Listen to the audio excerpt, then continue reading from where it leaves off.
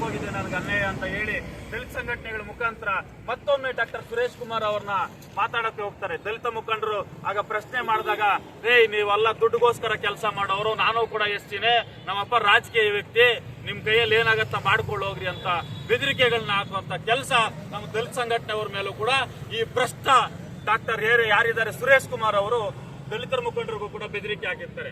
So ಈ ಹಿನ್ನೆಲೆಯಲ್ಲಿ ಅವನ ಉಜ್ವಲ ಭವಿಷ್ಯವನ್ನ ಹಾಳು ಮಾಡಿದಂತಹ ಭ್ರಷ್ಟಾಚಾರ ಮಾಡ್ತಿರುವಂತಹ ಡಾಕ್ಟರ್ ಸುರೇಶ್ ಕುಮಾರ್ ಏನಿದ್ದಾನೆ, ಮತ್ತೆ ಅವನ ಅನುಚಾರಿಗಳು ಯಾರಿದ್ದಾರೆ, ಇವು ಅರುಣ್ ಕುಮಾರ್ ಆಗಿರ್ಬೋದು, ಪ್ರೇಮ್ ಕುಮಾರ್ ಆಗಿರ್ಬೋದು, ಮಹೇಂದ್ರ ಆಗಿರ್ಬೋದು, ಇವರು ಮೂವರ ಮೇಲೆ ಮತ್ತೆ ಡಾಕ್ಟರ್ ಸುರೇಶ್ ಕುಮಾರ್ ಅವ್ರನ್ನ ವಜಾಗೊಳಿಸಬೇಕು. ಅವ್ರ ಮೂವರ ಮೇಲೆ ಭ್ರಷ್ಟಾಚಾರದ ಅಡಿಯಲ್ಲಿ ಪ್ರಕರಣವನ್ನು ದಾಖಲಿಸಿ ಅವರಿಗೆ ಕಠಿಣವಾದಂತಹ ಶಿಕ್ಷೆಯನ್ನ ಕೊಡಬೇಕು.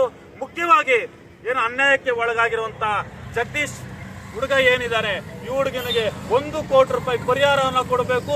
ಮತ್ತೆ ಅವನ ಸಂಪೂರ್ಣ ವಿದ್ಯಾಭ್ಯಾಸದ ಖರ್ಚನ್ನ ಡಾಕ್ಟರ್ ಸುರೇಶ್ ಕುಮಾರ್ ಅವರ ಸಂಪಾದನೆಯಿಂದಲೇ ಭರಿಸಬೇಕು. ಅದೇ ರೀತಿಯಾಗಿ ಅವನ ವಿದ್ಯಾಭ್ಯಾಸ ಮುಗಿದ ಮೇಲೆ ಅವನಿಗೆ ಒಂದು ಸರ್ಕಾರಿ ನೌಕರಿಯನ್ನ ಕೊಡಬೇಕು ಅಂತ ನಾವಿವತ್ತು ಇಲ್ಲಿ ಪ್ರತಿಭಟನೆ ಮಾಡ್ತಾ ಇದ್ದೇವೆ ಬಂಧುಗಳೇ. ಮುಖ್ಯವಾಗಿ ಕೇವಲ ಈ ಪ್ರತಿಭಟನೆ ಜಗದೀಶ್ ಪರವಾಗಲ್ಲ, ಇಂತಹ ಬಡ ಕುಟುಂಬದವರ ಮೇಲೆ ನಡೆಯುತ್ತಿರುವಂತಹ ದೌರ್ಜನ್ಯ ಆಗಿರ್ಬೋದು, ಇಂಥ ಭ್ರಷ್ಟ ಡಾಕ್ಟರ್ಗಳ ಒಂದು ದಬ್ಬಾಳಿಕೆ ಆಗಿರ್ಬೋದು, ಇವರ ವೈಫಲ್ಯತೆ ಆಗಿರ್ಬೋದು, ಇವರಿಗೆ ಸಹಕಾರ ಮಾಡುತ್ತಿರುವಂತಹ ಅಧಿಕಾರಿಗಳ ವಿರುದ್ಧ ಆಗಿರ್ಬೋದು, ಎಲ್ಲರ ವಿರುದ್ಧವಾಗಿ ಕೂಡ ನಾವು ಇವತ್ತು ಈ ಒಂದು ಹೋರಾಟವನ್ನ ಮಾಡ್ತಾ ಇದ್ದೇವೆ. ಈ ವಿಚಾರವನ್ನ ಮೊನ್ನೆ ಶಾಸಕರಲ್ಲೂ ಕೂಡ ನಾವು ಮನವಿ ಮಾಡ್ತಾ ಇದ್ದೇವೆ. ದಯವಿಟ್ಟು ನೀವು ಕ್ಷೇತ್ರದಲ್ಲಿ ಸುಮಾರು 10 ವರ್ಷಗಳಿಂದ ಒಳ್ಳೆ ಕೆಲಸಗಳನ್ನ ಮಾಡ್ಕೊ ಬರ್ತಾ ಇದ್ದೀರಾ ಮೇಡಮ್. ನಿಮಗೆ ಕ್ಷೇತ್ರದಲ್ಲಿ ಒಳ್ಳೆ ಹೆಸರಿದೆ ಮೇಡಮ್. ಇಂಥ ಭ್ರಷ್ಟ ಅಧಿಕಾರಿಗಳಿಂದ ನಿಮ್ಮ ಹೆಸರನ್ನ ಕೆಡ್ಸ್ಕೋಬೇಡ ಅಂತ ನಾನು ನಿಮ್ಮಲ್ಲಿ ಮನವಿ ಮಾಡ್ಕೊಳ್ತಾ ಇದ್ದೇನೆ ಮೇಡಮ್. ಇವರಿಂದ ನಿಮ್ಮ ಒಂದು ಒಳ್ಳೆತನಕ್ಕೆ ಪೆಟ್ಟು ಬೀಳತ್ತೆ. ದಯವಿಟ್ಟು ಕೂಡಲೇ ಇವರನ್ನ ವಜಾಗೊಳಿಸಬೇಕು. ಇವರ ಮೇಲೆ ಕಠಿಣ ಕಾನೂನು ಕ್ರಮ ಕೈಗೊಳ್ಳಬೇಕು. ಈ ಅನ್ಯಾಯಕ್ಕೆ ಒಳಗಾದಂತ ಕುಟುಂಬಕ್ಕೆ ನ್ಯಾಯವನ್ನ ಕೊಡಿಸಬೇಕು ಅಂತ ಮಾನ್ಯ ಶಾಸಕರಲ್ಲಿ ಮನವಿ ಮಾಡ್ಕೊಳ್ತಾ ಇದ್ದೇನೆ. ಅದೇ ರೀತಿಯಾಗಿ ನಮ್ಮ ಜಿಲ್ಲಾ ಆರೋಗ್ಯಾಧಿಕಾರಿಗಳೇನಿದ್ದಾರೆ, ಜಿಲ್ಲಾಧಿಕಾರಿಗಳೇನಿದ್ದಾರೆ, ಇವರಲ್ಲೂ ಕೂಡ ನಾವು ಮನವಿ ಮಾಡ್ಕೊಳ್ತಾ ಇದ್ದೇವೆ. ಕೂಡಲೇ ಇವರ ಮೇಲೆ ಕಠಿಣವಾದಂತಹ ಕ್ರಮ ಕೈಗೊಳ್ಳಬೇಕು. ಕೂಡಲೇ ಅವನ್ನ ಅಮಾನತುಗೊಳಿಸಿ ಅವರ ಮೇಲೆ ಪರಿಶೀಲನೆಗೆ ಆದೇಶಿಸಬೇಕು ಅಂತ ನಾನು ಮನವಿ ಮಾಡ್ಕೊಳ್ತಾ ನನ್ನ ಮಾತಿಗೆ ವಿರಾಮವನ್ನ ಹೇಳ್ತಾ ಇದ್ದೇನೆ. ಜೈ ಭೀಮ್, ಜೈ ಪ್ರಬುದ್ಧ ಭಾರತ. ಬೇಕೇ ಬೇಕು, ಅಯ್ಯಯ್ಯೋ ಅನ್ಯಾಯ, ಅಯ್ಯಯ್ಯೋ ಅನ್ಯಾಯ, ಅಯ್ಯಯ್ಯೋ ಅನ್ಯಾಯ, ಅಯ್ಯಯ್ಯೋ ಅನ್ಯಾಯ, ಅಯ್ಯಯ್ಯೋ ಅನ್ಯಾಯ, ಅಯ್ಯಯ್ಯೋ ಅನ್ಯಾಯ.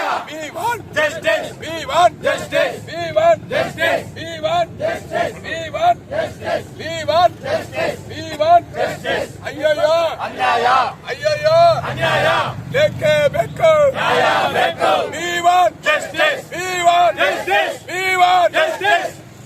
ஜெய் பீம் தோழர்களே, இந்த குழந்தையுடைய பேர் வந்து ஜெகதீஷ், அப்பா பேர் ரத்ராமப்பா, மாரண்டப்பள்ளி பக்கத்தில் அனந்தபுரம் கிராமம்னு கேள்விப்பட்டேன்.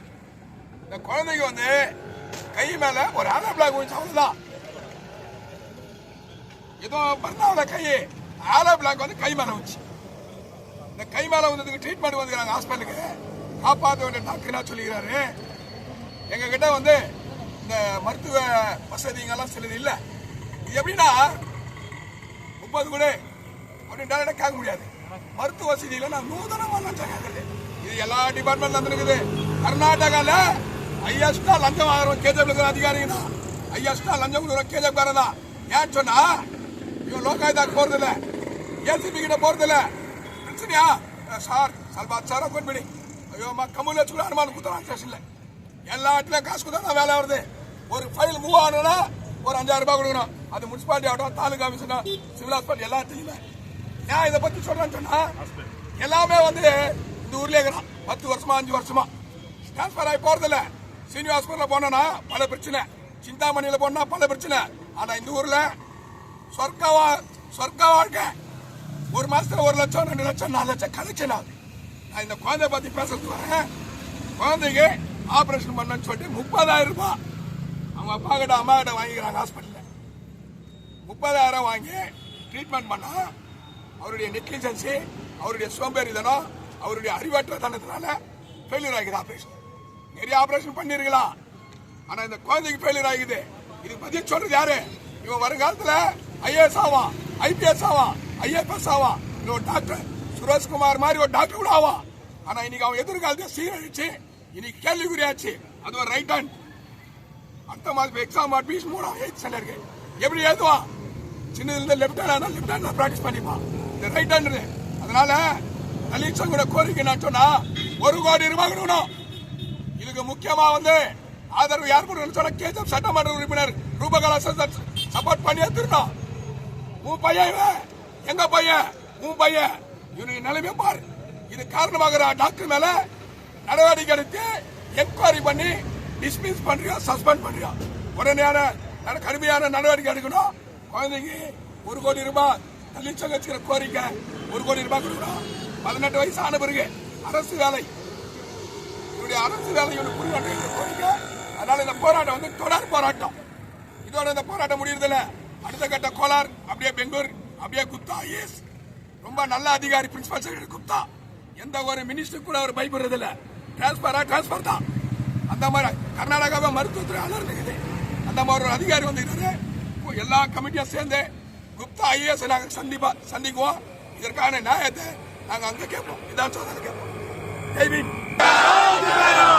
ಬಾಳಲ್ಲಿ ಆಟ ಆಡುತ್ತಿರುವ ಡಿಎಸ್ ಸುರೇಶ್ ಕುಮಾರ್ಗೆ, ಮಕ್ಕಳ ಪ್ರಾಣ ಜೊತೆ ಚೆಲ್ಲಾಟವಾಡುತ್ತಿರುವ ಡಿಎಸ್ ಸುರೇಶ್ ಕುಮಾರ್ಗೆ, ಅಟ್ಟಹಾಸಕ್ಕೆ, ಅಹಂಕಾರಕ್ಕೆ ಸರ್ಕಾರಂತೆ ಸರ್ಕಾರ, ಕಾನೂನಂತೆ ಕಾನೂನು, ಬೇಕೇ ಬೇಕು, ಬೇಕೇ ಬೇಕು, ಬೇಕೇ ಬೇಕು. ಅಯ್ಯಯ್ಯೋ ಅನ್ಯಾಯ, ಅಯ್ಯಯ್ಯೋ ಅನ್ಯಾಯ, ಅಯ್ಯಯ್ಯೋ ಅನ್ಯಾಯ. ಸರ್ಕಾರಂತೆ ಸರ್ಕಾರ